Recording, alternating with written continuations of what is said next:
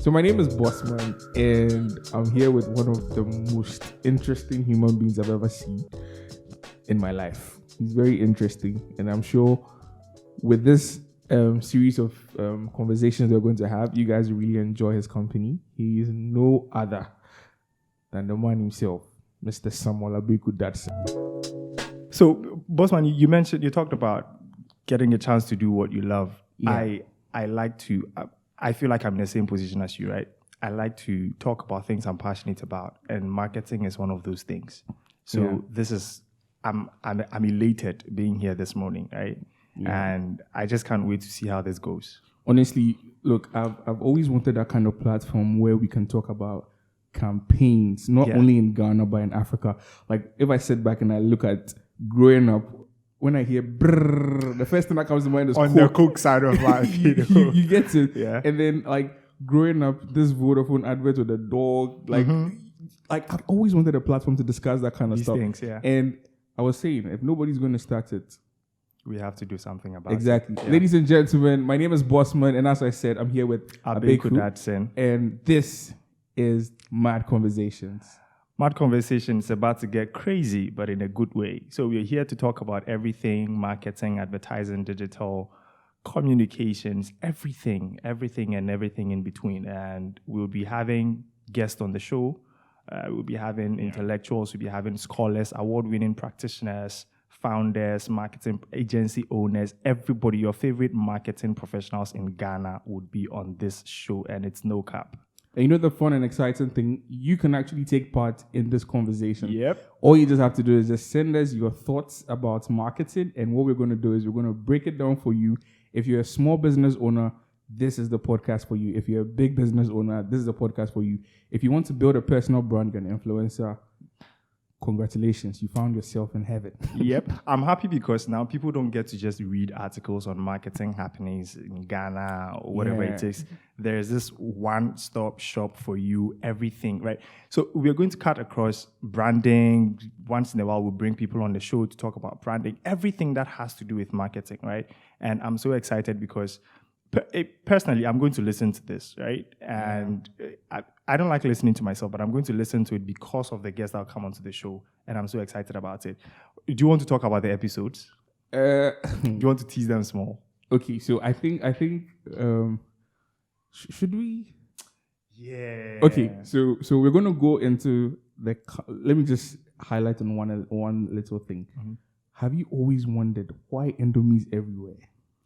Have you also wondered why people don't call every toothpaste is called Pepsodent? Have you always wondered why, even if Charlie, the big man is making me shy. But look, guys, all we just want to tell you is that this is the ultimate podcast. If you're a business owner, an influencer, a brand, if you're looking to build anything sustainable in this 21st century, in Ghana, in Africa, in fact, in the whole world, you're welcome to our podcast. And Bossman, the exciting thing about this is that we're not going to just talk about marketing in its broad sense, right? We're going to go into the nitty-gritties of it. So, in recent times, marketing has just moved from, or a lot of people are growing more interested in growth marketing than just marketing communications, right? Yeah. Because my boss always fight. You people, you marketers, you talk about marketing and all you talk about is top of mind awareness, right? Marketing is supposed to produce results. And we are going to use this platform to get into some of the results that marketing has given certain businesses. We talk about Indomie, we talk about Fanice, we talk about all these other brands that you know of, right? And we are going to go into different industries. So we're going to talk fashion marketing. We're going to talk about hospitality marketing. We're going to talk about tech marketing. So it's not forgetting political marketing. Political marketing. If you don't mention political marketing, it's going to be wrong. Because ask yourself. And I don't think we should go there. But anyway, we're also going to go into data-driven marketing. Yes. Because I think that is a big problem. Yes. Not only in Ghana. And you know the way the demographic is, it's more or less like what happens in Ghana is similar to Nigeria, similar to Africa, similar to all the other countries in Africa. So the good thing is, even if you're in Nigeria, you can pick lessons from us and also apply it, and it will still work. Exactly. So, And it's I like how you use that correlation, because a lot of agencies in Ghana, and we would bring some agency leaders and agency owners onto the show, so you will get to hear directly from them. But with my experience from the agency side, a lot of agencies in Ghana, or even in Africa, right? There's this cross work, right? So an agency in Ghana that has a presence in Nigeria, they would pitch the business in Nigeria and they'll bring it to Ghana to work on it. So sometimes you have a script, you have a global script or a regional script, and then they just customize it to fit the local space, right? So there's an ad running in Nigeria for, let's say, I don't want to mention any brand, but there's an ad in Nigeria talking about microphones.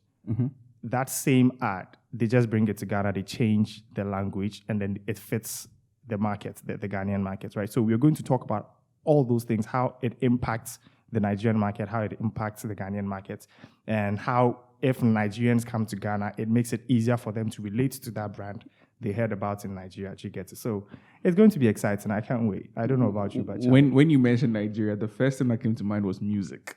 And I'm like, we need an episode. I think we need to talk to our producer. We need an episode. Yes. On music marketing. Music marketing. Yes. We need to ask ourselves, why is it that we've been able to, like, the Nigerian artists have been able to crack the marketing code on the global front?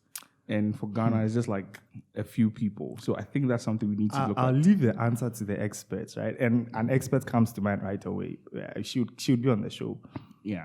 But I think largely it's because of it's money, right? In Nigeria, they invest into music, but in Ghana, no, that's not happening here. And you see, what you even said, it's even making me think more about Ghana.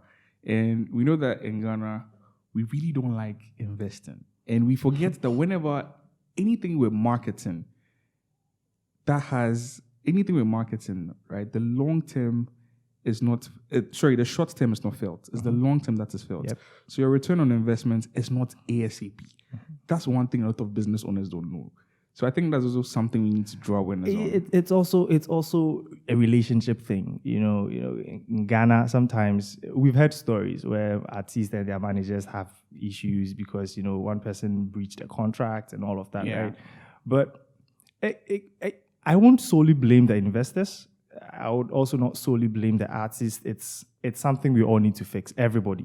We all have to come together, fix it. We all need to understand the business of it. And if an investor is going to invest into an artist, an up-and-coming artist, they should know how to go about it. If they're going to invest in them on the marketing front, they should know how to go about it. Like I said, I'll leave that to the experts when they come onto the show. But one other space that we also need to talk about, we also need to hammer on a lot. Can you guess? Give me a clue. It's about food. Restaurant marketing. Exactly. Charlie. Sometimes I can go on Twitter and then to brand the place very nice. Yes. But the aesthetics. Charlie, you can look at reviews and the reviews are just bad. So what is it? And that brings me to the core of restaurant marketing, which is relationship marketing. A lot of times, brands think that marketing ends with the marketing department. They don't realize that it's a wholesome thing. And that's where relationship marketing comes in. Because when you talk about relationship marketing, I've seen companies where their customer service departments are taking marketing trainings because they need to understand that marketing doesn't start and end with the marketing department. It starts with the marketing department.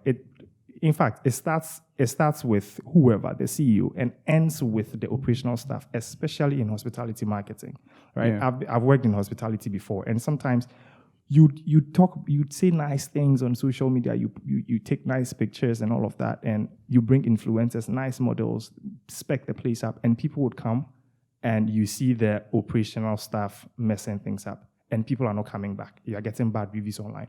But people also see your social media platform. You're like, wow, this is a great place to be. They're marketing. This is good.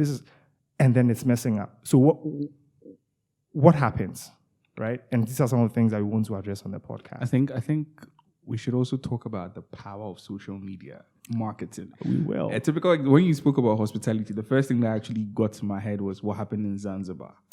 Right.